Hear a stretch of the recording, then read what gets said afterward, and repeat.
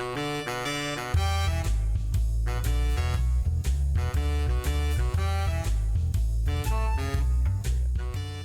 guys, I'm Tim. I'm Bob. And this is the Board Game Rundown, and today we're going to do a little preview for Beasts and Diplomacy. Now, just right out in the front, the artwork for this game was AI assisted. They used some prompts and then cultivated based on those prompts. So, for some people, that is just an absolute X. We respect that and understand it, but we want to disclose that right off the bat. A similar game would have been like Path to Civilization.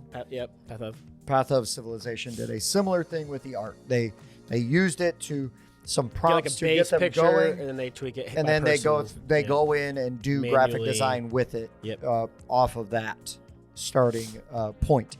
Anyway, so in Beasts and Diplomacy, what we are doing is we are basically bringing in different sorts of like royals and patrons and everything like that, and we want to impress them with our menagerie of beasts. So there is a 3-day festival that the game takes place during, and we're bringing in all these people. We're trying to score as many points as we can, curry King's favor, and let's see how we do. So you're gonna have a couple of hidden quests. There's a fun way that you can draft it, and it's really fun if you go over and you watch the full playthrough and see how we do it. So once everybody is happy with the quests that they have, we're going to go into sort of the worker placement aspect of the game. You're going to take one of your workers, you're going to place them on an empty space based on player count. So this was technically set up for a 4-player game, but you obviously will see 2 colors out. But anyways, if the space you go to has one of the king's crowns, you are going to gain the king's crown in addition to getting to pick a card from the appropriate row. So if all these were the ones that were available, I would draft one of these patrons and put them in my hand.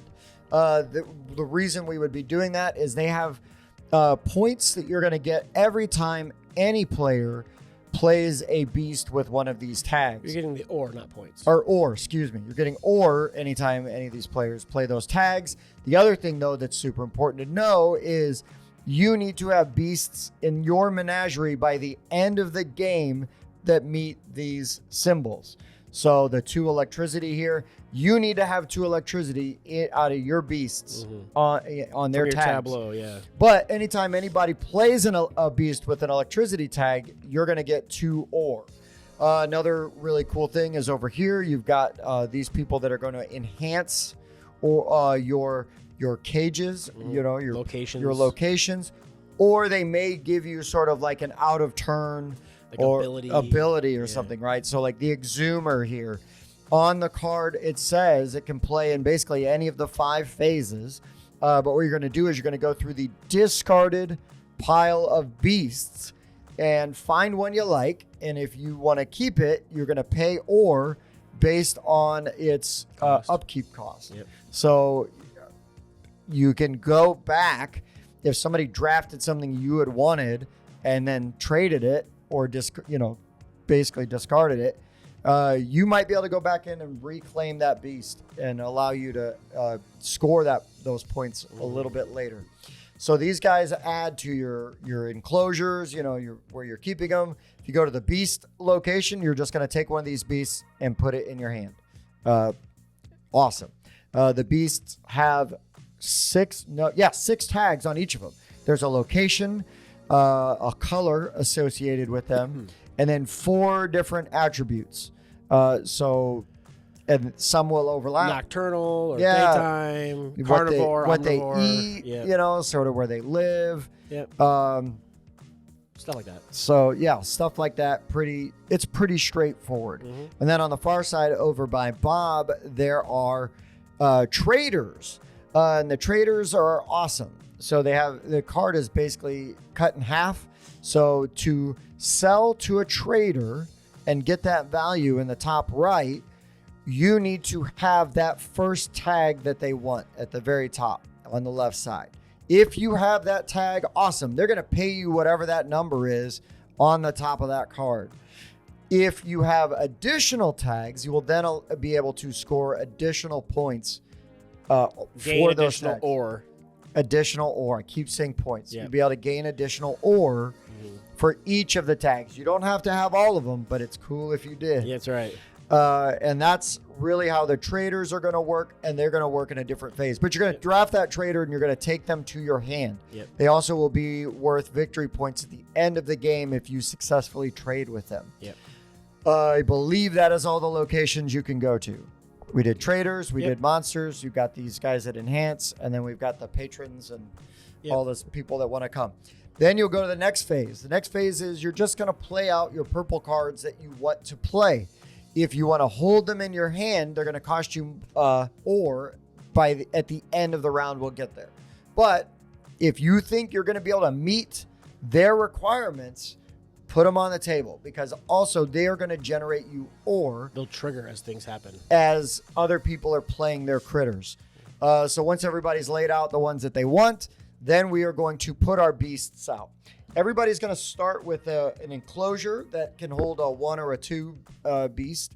And then you're also going to start with a free enclosure, which can hold any size beast.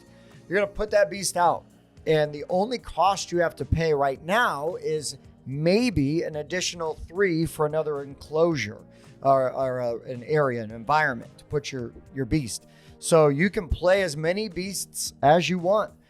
Beasts left in your hand at the end of the round, not this phase, will go away. Mm-hmm. So play them or trade them. This is your opportunity to do that. And as you do that, as I play a beast, I'm going to call out the tags that are on the beast that I'm playing, so all the other players and yourself can check with these purple cards and see if any of those tags trigger, which are going to give you ore. So super important to just walk through that process very deliberately. And it does not slow the game down because you're getting money or ore, right? Right. Like you're looking for triggers for everybody. Yeah. You're paying attention because you want to know. Once that phase is done, because you are either going to play them or trade them during this phase. And once everybody's done that, it's now the upkeep phase. So any of these critters in front of you and the areas and the red numbers, you're going to have to pay ore for all of that. That's your upkeep. And then any cards you're holding in your hand, if they have a numerical value on the back in red, you have to pay that to hold the card to the next round. Also in this phase, you can sell off any other beasts that are still in your hand. If you don't have a trader, they go for either a 1. If it's 1. If it's a 1. Or a 2 if it's a 2. And if it's higher than a 2, you get 2. So 1 or 2. Whichever one is lower. Correct. Yes. So you're going to hopefully make some money to be able to pay the upkeep to keep all of your beasts. Or if you can't pay for them, you're going to figure out which beasts you're going to sell off, either via trader or just for that generic value. Mm-hmm. Then you'll reestablish turn order. You're going to refill the board, and you're going to basically rinse, repeat. You're going to do that for 3 days, and then you'll get into the end scoring where you're going to score all these things. You're also at the beginning of each day, you're going to draft new yellow quest cards. So by the end of the game, you're going to have 3. So super important, really good. Yep. And and then you're going to go through scoring. You're going to score points for the beasts you have, any multipliers that you might get from these guys, your quest cards. You're going to score points for your traders. You're going to get positive and potentially negative points if you don't meet the requirements on the purple cards. We go into all of that in the full playthrough. For sure. So that's basically the game. Bob, hit on some things that I missed or you want to highlight. Yep. Yeah. One of the neat things that I like about the worker placement in this is, so if you're like one of the first few people to go to a spot, you're getting a bonus. Mm-hmm. But then once you've placed all your workers out, you can pay 5 or discard 2 cards, and you're going to get opportunity to pick a worker that's already out and go somewhere else and place it down. And so that could lead to people freeing up those spots that give you the favor. Plus they have the spots where like infinite people can go, right? So that way you're never blocked out of any specific area. Also, the super fun thing that I did leave out is when once you've placed all your regular workers out, you can pass. And if you pass, you're going to gain an ore. Mm-hmm. And if Bob goes and he takes an action and we work through that turn stack of discs, it comes back around to me. I can choose to Jump pass back in. again, Yeah. or I can play a card. Mm-hmm. And so you have to go a whole round with everybody passing. Starting with first player to last. It's not just like, if there's 4 players, it's not just 4 in a row. Right. Once that round finishes, if anybody took an action, it goes back to the top and everybody gets the chance to pass and or play every again. time you pass, you gain an or. Yes. So one person could play, like there was a round where I played, didn't play, played. Yeah, and it kept like extending the round, and I kept getting extra ore. Like, oh, I'm gonna get some more now. Yeah, yeah. I really liked that really nice. mechanism worked in there. That was pretty cool. And then I'm not sure if you said, but in turns 2 and 3, you're getting extra workers, so you're getting more and more as the game progresses. Mm-hmm. And this is like almost like tag chasing on steroids, because there's so many tags that you're working to try to manipulate and get together, trying to diversify your nobles so that you're getting stuff from other people playing. Yes. Things like, I see Tim's playing these guys a lot. I'm gonna grab one of those nobles so that I can grab ore every time he plays one.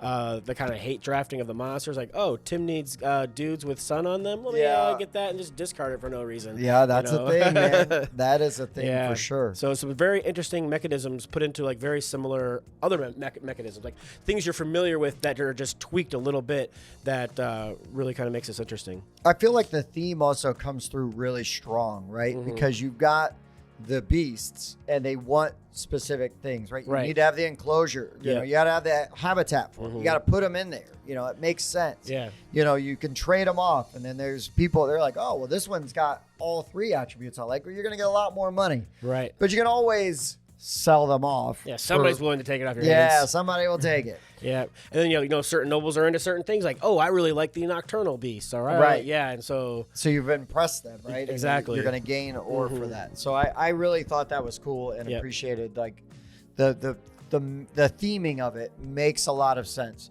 Again, so you're looking at a prototype. Let's say that. Yep. We were lucky. We had West Todd over to teach us and play it with us. You'll see on that full playthrough us going through that. So you'll get a really good explanation of how to play and everything that you can see. And really, we saw like a lot of different things happen. We did. People were like, this is what happens when you can't afford to pay your upkeep, Tim. These player aids are pretty good. There's like a walkthrough of like each phase, because like the phases are tracked on the board. It tells you kind of what's going on each thing on there, so that's pretty handy. There's a breakdown of like the meta, right? Like how many tags of what are in the game. So like if you're into those number games, you're like, okay, well, the odds of me being able to see more, okay, there's a lot more of those in there. I'm gonna let that one go this time because I should see another one coming up. So that's good for the people who like that type of thing. Yeah, and they also do a really nice job of on the cards, these green cards here, the ones that don't like contribute to a habitat for one of your beasts. It explains the cards. It gives you like a rules clarification on like the iconography. The single-use cards. And it shows on the card and on that play rate as well the phases in which they can be played. So you'll see them highlighted or grayed out. There's a little check mark. And there's a check mark also. And I wanted to point that out too, is being colorblind.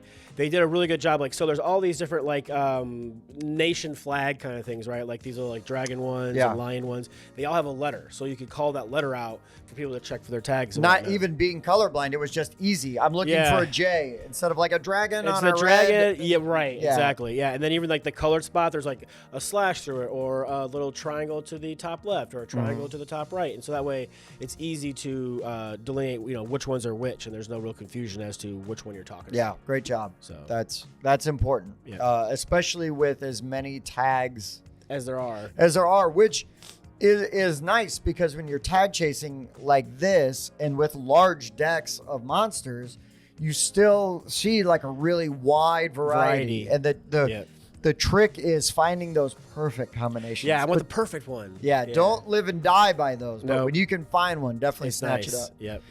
But yeah, that's Beast and Diplomacy. You got anything else we want to throw in on this? I don't think so.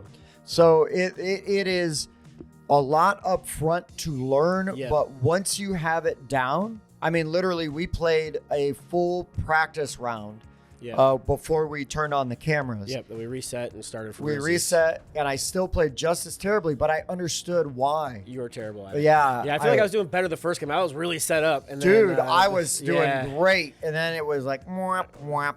Yeah. But it was a lot of fun, though, and it moves because the player turns do not take very long as long as you don't let people get too much AP about it. Yeah, our table is not super conducive to like a game like this, but being on like a normal table where people are across from you. Filming, it's not conducive. Right. Well, while if we're we were filming, sitting in a normal way, it would be a lot easier to see see because it's a little difficult from way over there to see way down here. But yes, if you're on a normal table, without having to worry about camera positioning, it'd be a lot easier to see what's going on. Yeah, for sure. But anyways, so yes, this is a preview. Yeah. So let us know what you think. Again, just want to mention, hey, they used AI art to help start. Assist, yeah. With the art, and then they edited and around it, used it, and built upon it. So just full disclosure. I don't want that to be a non-starter. That can be a non-starter, and I understand that for people, so better to just know. Yep, better to know going in. But yeah, that's all we got.